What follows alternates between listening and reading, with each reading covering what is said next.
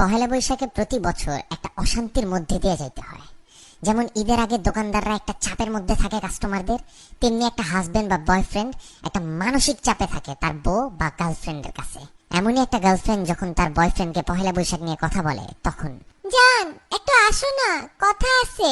বলো। আচ্ছা বলো তো, কোন শাড়িটা সুন্দর, এইটা না ওইটা? এটা কিনলেই হয় জান, ব্যাপার না, দুইটাই তো সুন্দর। না একটা বলো, কোনটা সুন্দর, এইটা না ওইটা? দুইটাই তো সুন্দর মনে হইতেছে, এইটা একটু বেশি সুন্দর, এইটা নাও।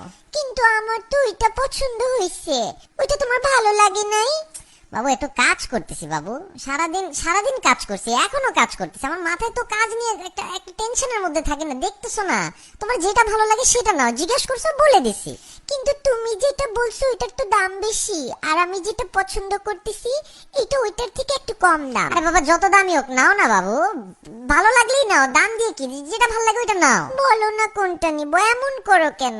এই তোমার সমস্যাটা কি?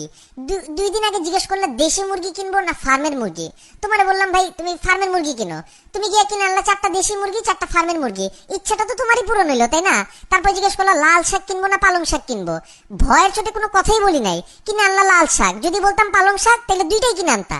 আজকে আবার শুরু করলা শাড়ি নিয়ে, পাইছোটা কি আমারে তুমি? ও মা, একটা শাড়ি কিনবো তোমার জন্য, সাজবো তোমার জন্য, একটু সুন্দর হব, একটা পয়লা বৈশাখের একটা ফিলিংস আছে না, একটা ঝাঁকানাকা আছে না, সেটাও কি জিজ্ঞেস করলে দোষ? কথা তো একটা শাড়ি পর্যন্ত লিমিট থাকতেছে না।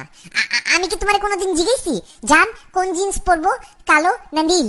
জান কোন টি শার্ট পরবো, হাফাতা না ফুলাতা? জান কোন জুতা পরবো, এইটা পরবো না ওইটা পরবো? জিজ্ঞেসি তোমারে কোনোদিন? ভালোবাসি দেখেই তো জিজ্ঞেস করি তোমাকে, এমন করো কেন? জান জিজ্ঞেস করার তো একটা লিমিট থাকে জান, তুমি তো এই লিমিটের গোষ্ঠী উদ্ধার করে ফেলছো। আমি তো ফোন কিনছিলাম কাজের জন্য, কিন্তু আমার মোবাইলটাকে তুমি একটা দোকান বানাই দিছো। কোনোদিন যদি আমার ফোন চেক করো মনে করবা অন্য মেয়েরা পিক পাঠাইছে, ওইটা নিয়েও একটা গ্যাঞ্জাম শুরু করবা, এটা কে পাঠাইছে, এটা কবে পাঠাইছে, না আমি তো পাঠাই নাই। এত পিক পাঠাইছো তোমার নিজেরও তো মনে থাকবে না কোন পিক তুমি দিছো। আমার লাইফটাতে তো একটা দোকান বাজার বানাই দিতেছো তুমি। এত সিম্পল একটা ব্যাপারকে এত বড় করতেছো তুমি। দুইটা শাড়ির কথাই তো জিজ্ঞেস করছি। তোমার কাছে সিম্পল লাগতে পারে জান, আমার কাছে তো সিম্পল লাগতেছে না। তোমার কাছে দুইটা শাড়ি, আমার কাছে তো 2 কোটি শাড়ির সমান লাগতেছে। বলতেছি এটা কেন, তুমি বলতেছো ওইটা কেন না। তখন যখন বলি ওইটা কেন, তুমি বলতেছো এইটা কেন না।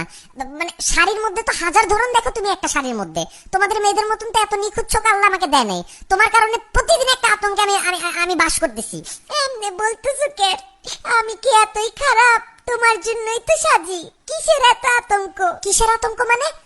পয়লা বৈশাখ কেবল যাইতেছে, রমজান শুরু হবে, এরপর আসবে ঈদ। আমি যদি আজকে পরকিয়া করতাম এত আতঙ্কে থাকতাম না যতটা তোমার প্রশ্নের আতঙ্কে থাকতো আমার। প্রত্যেক দিন একটা নতুন আতঙ্ক নিয়ে আসো। তোমার পায়ে পড়ি যান, তোমার যেই শাড়ি পছন্দ সেই শাড়ি কিনো। তুমি কলা পাতা প্যাচাও যদি পরো আমার কাছে ওইটাও সুন্দর লাগবে। দূর